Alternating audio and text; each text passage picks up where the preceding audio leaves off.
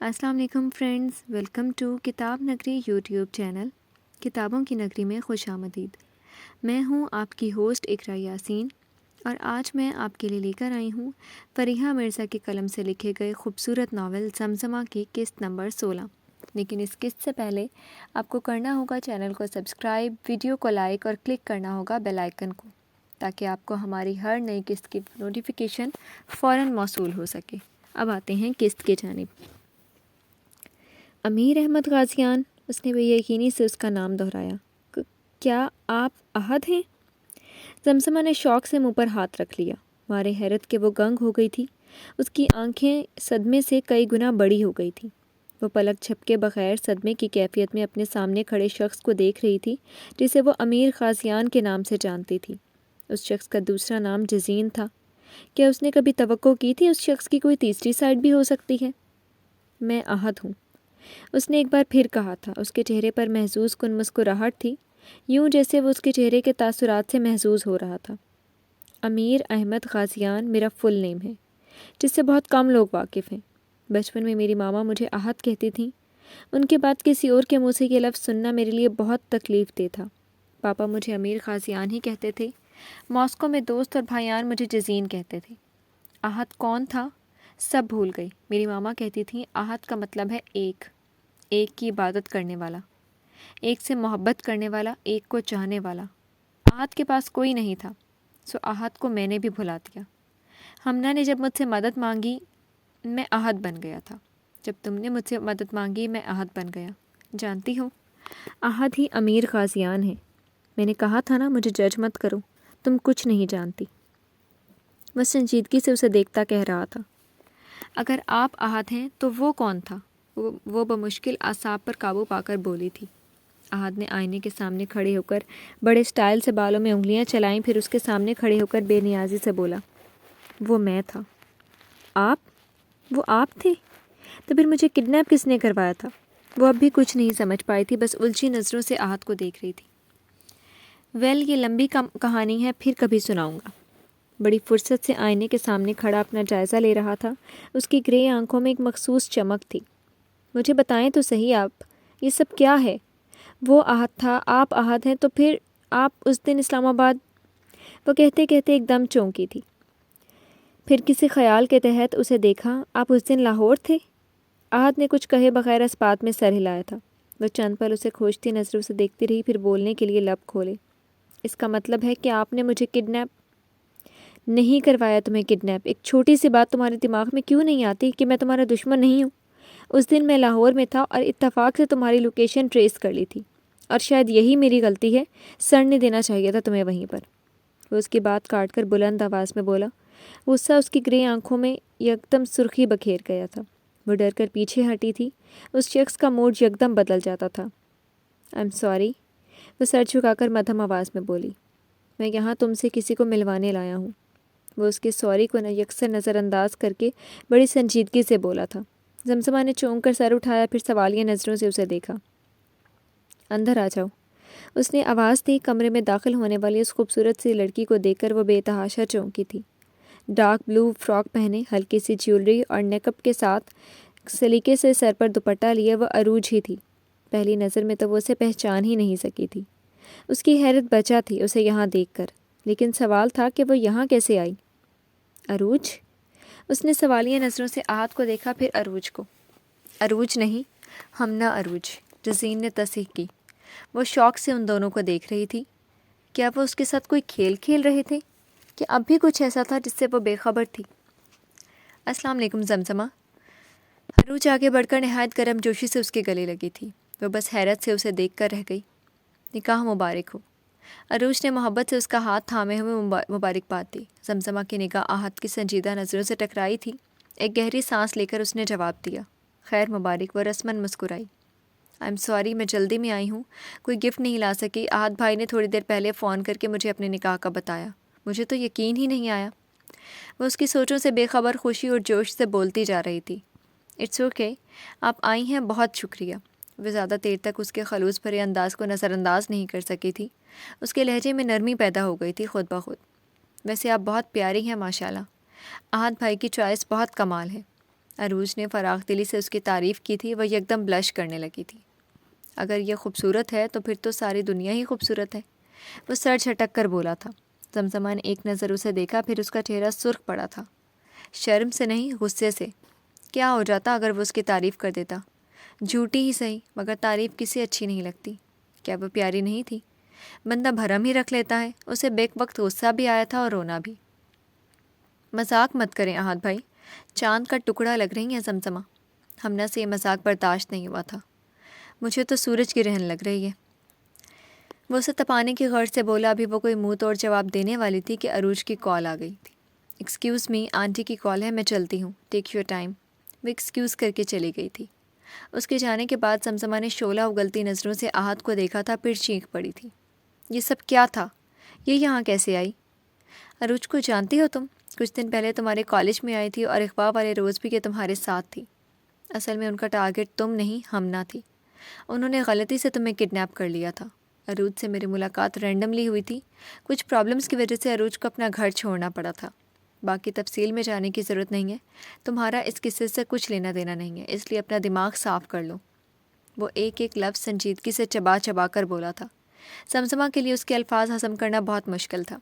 تو کیا یہ وہی لڑکی ہے جسے آپ بھگا کر لائے ہیں؟ اس کے لہجے میں طنز کی آمیزش تھی۔ میں کسی لڑکی کو بھگا کر نہیں لایا، سمجھی تم؟ وہ یکدم اس کے بازو کو جھٹکا دے کر غرایا۔ اس کی پکڑ اتنی سخت تھی کہ وہ ہل بھی نہیں پائی، صرف آنسو بھری آنکھوں سے اسے دیکھا تھا۔ آپ کو مجھ سے نکاح نہیں کرنا چاہیے تھا، اس سے نکاح کرتے جسے بھگا کر لائے تھے، وہ سسکتے ہوئے بولی تھی۔ احد نے غصے سے اسے دیکھا، پھر گہری سانس لے کر آنکھیں بند کر لی اور ڈھیر سارا غصہ اپنے اندر اتارا۔ اب تم سے نکاح ہو چکا ہے، اب دیکھنا میں کیا کرتا ہوں تمہارے ساتھ، اس نے خطرناک لہجے میں دھمکی دی تھی۔ وہ اس کی آنکھوں میں امڑتا غصہ دیکھ کر ڈر کر پیچھے ہٹتی دیوار سے جا لگی تھی۔ احد نے اس کے دائیں بائیں اپنے ہاتھ رکھ کر اس کے فرار کے سارے راستے بند کر دیے تھے، پھر اپنی سرخ لہو رنگ آنکھوں سے اس کے چہرے پر چھایا خوف دکھا تھا۔ وہ آنکھیں بند کیے دیوار سے لگی اس کی قید میں کانپ رہی تھی۔ اس لڑکی کی آنکھیں بہت الگ اور خوبصورت تھیں، بھیگی خمدار پلکیں جن پر لگا لائنر اور مسکارا بہہ چکا تھا، ہلکے سے میک اپ میں اس کا معصوم چہرہ مسلسل رونے کے باعث سرخ ہو چکا تھا۔ وہ لڑکی کسی کو بھی پاگل کر سکتی تھی، احد نے اعتراف کیا تھا۔ پر اس کا اس لڑکی سے کیا رشتہ تھا؟ محض ایک کاغذی رشتہ؟ وہ چاہ کر بھی اس کے لیے اپنے دل میں کوئی سافٹ کارنر پیدا نہیں کر پایا تھا۔ اس کی جگہ کوئی لڑکی ہوتی جس سے اس نے محبت بھی کی ہوتی تو شاید وہ اس کے قدموں میں گر جانے کو تیار ہوتا، اس کی خوبصورتی کی تعریف میں زمین آسمان کے کلابے ملا دیتا۔ لیکن سامنے کھڑی لڑکی اس کی محبت نہیں تھی، بلکہ وہ جانتا ہی نہیں تھا محبت کیا ہوتی ہے۔ وہ خود اپنی کیفیت سمجھنے سے قاصر تھا۔ غصے کی ایک اور لہر اٹھی تھی اور احد نے ایک زوردار مکہ اس کے بالکل ساتھ دیوار پر مارا تھا، پھر یکدم پیچھے ہٹ گیا تھا۔ زمزمہ نے ڈر کر اس کو دیکھا جو اب سرخ لہو رنگ آنکھوں سے اسے دیکھ رہا تھا۔ تم اتنی حسین ہو کہ کوئی آنکھ ایسی نہیں جو تمہیں سراہے بغیر رہ جائے، لیکن آنکھ سے اچھا لگنا اور دل سے اچھا لگنا دو مختلف چیزیں ہیں۔ آنکھ سے دیکھتا ہوں تو تم بہت اچھی لگتی ہو، لیکن اس دل کو اچھی نہیں لگتی۔ پتہ ہے کیوں؟ وہ گھمبیر آواز میں اس کی آنکھوں میں جھانکتا ہوا بولا تھا جہاں پلکوں پر آنسو ٹھہرے ہوئے تھے۔ کیونکہ مجھے تم سے محبت نہیں ہے، وہ کہہ کر دروازے کی طرف بڑھ گیا تھا، پھر کچھ یاد آنے پر واپس مڑا۔ اور ہاں، خبردار جو اس طرح شوپس بن کر باہر آئے۔ ایک دھماکے کی آواز سے دروازہ بند کر کے وہ باہر چلا گیا تھا۔ اس کے جانے کے بعد وہ ٹیبل پر سر رکھ کر پھوٹ پھوٹ کر روتی تھی۔ باس، ہم نے ہر جگہ پتہ کر لیا ہے پر وہ لڑکی نہیں ملی، اس کے سامنے کھڑے آدمی نے ڈرتے ڈرتے کہا۔ امراؤ بیگم کے بندوں نے غلطی سے اس لڑکی کے بجائے کسی اور لڑکی کو پکڑ لیا تھا۔ اس لڑکی نے میڈم کا نام عروج لیا تھا۔ امراؤ بیگم کے بندے کہہ رہے ہیں کہ انہیں نام کی وجہ سے ہی دھوکا ہوا ہے۔ کیا کہا؟ عروج؟ دانیال شوق سے بولا۔ جی باس، وہ آدمی ڈرتے ڈرتے بولا۔ ڈیم اٹ، وہی ہمنا ہے، اس کا ہوتا نام اور پورا نام ہمنا عروج ہے، وہ ہاتھ پر مکہ مار کر بولا۔ جس لڑکی کو ہمنا کی جگہ اغوا کیا گیا ہے وہ کدھر ہے؟ وہ اجلت میں بولا۔ وہ اسلام آباد میں ہے، اس کا ایڈریس جانتے ہو؟ دانیال نے پیشانی مسلتے ہوئے پوچھا۔ نہیں، لیکن کچھ بندوں سے پتہ چلا ہے کہ اس لڑکی کی شادی ہے 2 دن بعد۔ اوہ آئی سی۔ اس نے سر ہلایا، پھر کچھ سوچ کر گاڑی کی چابیاں اٹھا کر باہر کی طرف بڑھ گیا۔ وہ اب اسلام آباد جا رہا تھا۔ دانیال ایک بار پھر ہمنا عروج کو ڈھونڈنے اسلام آباد پہنچ چکا تھا۔ ہمنا ایک خالی ٹیبل پر بیٹھی اپنا فون یوز کر رہی تھی جب اچانک کوئی اس کے سامنے آ کر بیٹھا تھا۔ اس نے سرسری نظروں سے اپنے سامنے بیٹھے شخص کو دیکھا اور پھر جیسے کرنٹ کھا کر کھڑی ہوئی تھی۔ آپ؟ وہ بے یقینی سے اسے دیکھ رہی تھی۔ اس کی آنکھوں میں ایک دم نمی چمکی تھی۔ دانیال نے اسے یوں کھڑا دیکھ کر ایک گہری سانس لی، پھر اٹھ کر اس کے مقابل آ کھڑا ہوا تھا۔ وہ یکٹک بت بنے اسے دیکھ رہی تھی۔ دانیال اسے ہاتھ سے کھینچ کر ہال سے باہر پارکنگ ایریا میں لے آیا تھا۔ زرد روشنیاں اس کے چہرے پر پڑ رہی تھیں۔ اس مدھم روشنی میں بھی وہ اس کے چہرے پر پھیلا حزن و ملال دیکھ سکتا تھا۔ دانیال نے لب بھینچ لیے تھے۔ آپ یہاں کیا کر رہے ہیں؟ وہ بھیگی ہوئی آواز میں بولی تھی۔ وہ کتنی بھی کوشش کر لیتی آنسو چھپانے کی، اس شخص کے سامنے بے بس ہو جایا کرتی تھی۔ میں یہاں تم سے ملنے آیا ہوں، وہ بغور اس کی آنکھوں میں جھانک کر بولا۔ ہمنا نے اس کی آنکھوں میں دیکھنے سے گریز کیا۔ مجھ سے؟ مگر کیوں؟ آپ تو یہی چاہتے تھے کہ میں آپ کی زندگی سے چلی جاؤں، وہ شکوہ کنہ نظروں سے اسے دیکھتی ہوئی بولی تھی۔ میں نے کبھی نہیں چاہتا کہ تمہیں کوئی تکلیف پہنچے، وہ بے بسی سے لب کاٹتا ہوا بولا تھا۔ آپ مجھے ایک بار کہہ دیتے دانیال کہ ہمنا یہاں سے چلی جاؤ، میں تمہاری شکل بھی نہیں دیکھنا چاہتا۔ اس محبت کی قسم جو میں نے آپ سے کی تھی، میں ساری زندگی آپ کو اپنی شکل نہ دکھاتی، لیکن آپ نے تو مجھے رسوا کرنے کی پوری پلاننگ کی تھی۔ آپ کو، وہ بھیگے لہجے میں کہتی اس کے دل کی دنیا دہلا رہی تھی۔ اس کی آنکھوں میں کیا نہیں تھا؟ شکوہ، اذیت، رنج اور مان ٹوٹنے کا دکھ، سب کچھ تھا لیکن محبت نہیں تھی۔ آئی ایم سوری، میں بہت شرمندہ ہوں۔ میں صرف تمہیں کچھ عرصے کے لیے غائب کرنا چاہتا تھا تاکہ شادی ڈیلے ہو جائے۔ آئی سویئر میرا ان لوگوں سے کوئی تعلق نہیں۔ مجھے نہیں پتا تھا وہاں تم کیسے پہنچی، لیکن میں اس رات سے سو نہیں پایا ہمنا، وہ چہرے پر ہاتھ پھیر کر اس طرابی کیفیت میں بولا۔ آپ اس سب کے ذمہ دار ہیں، وہ اس کے سینے پر انگلی سے دبتی ہوئی بولی تھی۔ آنسو تواتر سے اس کی آنکھوں سے بہتے چلے جا رہے تھے۔ میں آج اپنے گھر سے، اپنے شہر سے، اپنے ماں باپ سے دور ہوں تو صرف آپ کی وجہ سے دانیال۔ آپ نے میری زندگی بہت مشکل بنا دی ہے۔ میں سوچتی تھی کہ محبت سچی ہو تو مل جاتی ہے، لیکن میں نے یہ کبھی نہیں سوچا تھا کہ محبت سچی ہو تو پھر آزماتی بھی جاتی ہے، اور محبت میں سب سے زیادہ تکلیف محبوب کے ہاتھوں ہی ملتی ہے۔ آپ نے مجھے بہت تکلیف دی ہے دانیال، وہ چہرے پر پھسلتے آنسو فراک کے آستینوں سے رگڑتی ہوئی بولی تھی۔ کیا ہو رہا ہے Amna? Is everything okay? Ahad کے قریب آتی آواز پر اس نے تیزی سے آنسو صاف کیے تھے، ڈھیروں نمی اپنے اندر اتاری تھی، پھر مسکراتے ہوئے اسبات میں سر ہلا دیا تھا۔ یہ دانیال ہے، احد نے بغور اس کے اونچے لمبے شخص کو دیکھتے ہوئے سوالیہ ابرو اٹھائی۔ وہ اندازہ لگا چکا تھا کہ یہ دانیال ہی ہوگا۔ اسے کسی طرح خبر مل ہی چکی ہوگی کہ ہمنا اس وقت اسلام آباد میں ہے۔ جی، ہمنا نے اسبات میں سر ہلایا۔ وہ اب احد سے نظریں چرا رہی تھی۔ بہت تعریف سنی تھی آپ کی دانیال صاحب، آج ملاقات بھی ہو گئی، وہ چپتے لہجے میں طنزیہ مسکراہٹ کے ساتھ بولا۔ دانیال کو اس کی مسکراہٹ عجیب لگی تھی۔ آپ کی تعریف؟ دانیال نے بھویں اچکا کر اسے دیکھا۔ ساری دنیا کرتی ہے، وہ مغرورانہ مسکراہٹ کے ساتھ بولا تھا۔ میں آپ کا نام پوچھ رہا ہوں۔ میرا نام امیر احد غازیان ہے۔ میرے پاپا مجھے امیر غازیان کہتے ہیں، میرے فرینڈز اور قریبی لوگ مجھے جزین کہتے ہیں۔ آپ چونکہ میرے کچھ نہیں لگتے سو مسٹر جزین کہیں، وہ بڑی سنجیدگی سے بولا۔ اور Ahad? I don't want to tell, وہ لہجے میں سردی سمو کر بولا۔ Nice to meet you. Daniyal نے مسافے کے لیے ہاتھ آگے بڑھایا۔ اس نے جواباً مسافے کے لیے ہاتھ آگے نہیں بڑھایا بلکہ چپتی نظروں سے اسے دیکھ رہا تھا۔ دانیال نے کچھ خفیف سی مسکراہٹ کے ساتھ اپنا ہاتھ پیچھے کر لیا تھا۔ تو دانیال صاحب، آپ یہاں کس لیے تشریف لائے ہیں؟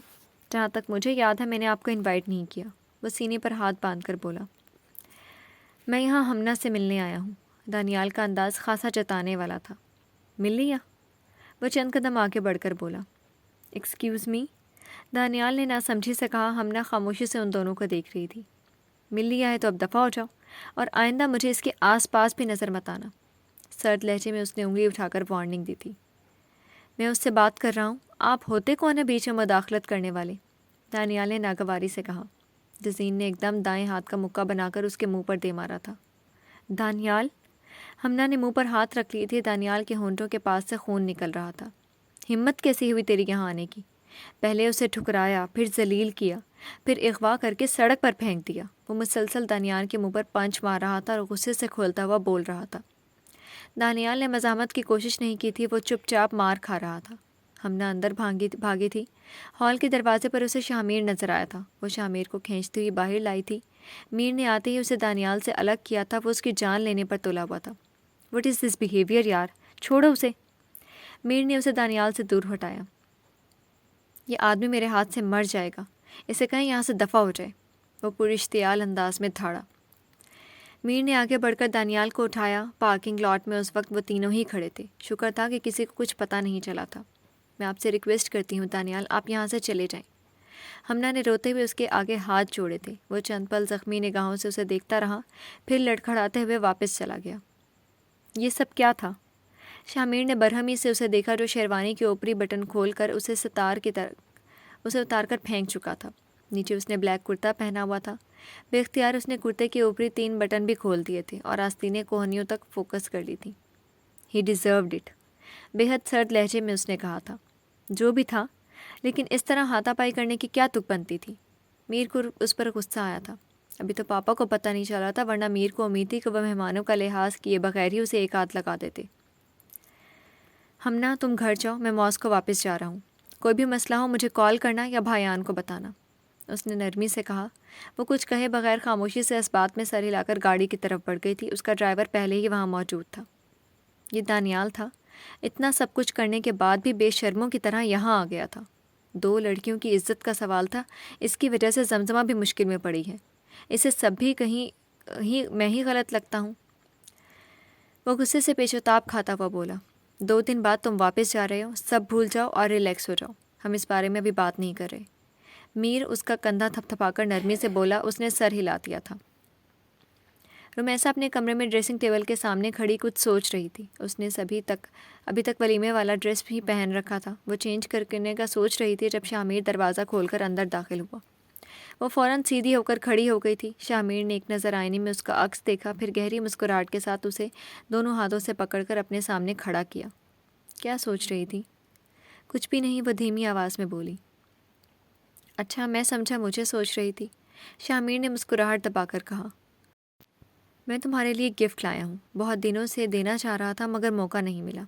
سنجیدہ مگر نرم لہجے میں وہ اس کے ہاتھ تھامے کہہ رہا تھا۔ پھر اس نے ایک ہاتھ سے رمیسا کا ہاتھ تھاما اور دوسرے ہاتھ سے ڈریسنگ ٹیبل کی دراز میں سے ایک سیاہ رنگ کی ڈبی نکالی اور رمیسا کی ہتھیلی پر رکھی۔ رمیسا نے سوالیہ نظروں سے اسے دیکھا۔ وہ سب اسے کھولنے کا اشارہ کر رہا تھا۔ اس نے احتیاط سے ڈبی کھولی۔ اندر ایک بہت خوبصورت ڈائمنڈ رنگ جگمگا رہی تھی۔ اوہ واو! بے اختیار اس کے منہ سے نکلا تھا۔ آنکھوں میں واضح ستائش نظر آ رہی تھی۔ شاہ میر نے مسکراتے ہوئے وہ رنگ پکڑ کر اس کے دائیں ہاتھ کی تیسری انگلی میں پہنا دی تھی۔ اچھی ہے؟ شاہ میر نے اس کا ہاتھ تھام کر پوچھا۔ بہت اچھی ہے، وہ مسرور سی ہو کر بولی۔ مجھے تمہیں دینے کے لیے کوئی قیمتی تحفہ نہیں ملا، لیکن سب سوچ رہا ہوں یہ رنگ میرے ہاتھ میں ہے تو اب زیادہ قیمتی ہو گئی ہے۔ اس کے ہاتھ میں چمکتی رنگ کو دیکھتے ہوئے شاہ میر نے بے اختیار کہا تھا۔ تھینک یو، وہ مسکراتے ہوئے بولی تھی۔ میں نے کبھی نہیں سوچا تھا کہ جس کو پہلی نظر میں پسند کرنے کی خواہش دل میں جاگی تھی وہ اس طرح میری دسترس میں ہوگی۔ اس کی بھاری اور گھمبیر آواز پر رمیسا کے دل کی دھڑکنیں شور مچانے لگی تھیں۔ اس کا دل چاہا وہ شاہ میر سے کہہ دے کہ اس نے بھی کبھی نہیں سوچا تھا کہ جس شخص کے سپنے اس نے دیکھنے شروع کیے تھے وہ اسے بن مانگے ہی مل جائے گا۔ آپ بہت اچھی ہیں، وہ مدھم آواز میں سر جھکا کر اعتراف کر رہی تھی۔ میں اچھا ہوں یا تمہیں اچھا لگتا ہوں؟ اس کے معنی خیز انداز میں کیے گئے سوال پر وہ بے اختیار کھلکھلا کر ہنس پڑی تھی۔ شاہ میر کے لب بھی بے اختیار مسکراہٹ میں ڈھلے تھے۔ جی تو فرینڈز، کیسی لگی آپ کو آج کی قسط؟ امید ہے آپ کو بہت مزہ آیا ہوگا۔ قسط کے بارے میں کمنٹ سیکشن میں اپنی رائے کا ضرور اظہار کیجیے گا۔ پھر حاضر ہوں گے نئی قسط کے ساتھ، تب تک کے لیے شکریہ۔ اللہ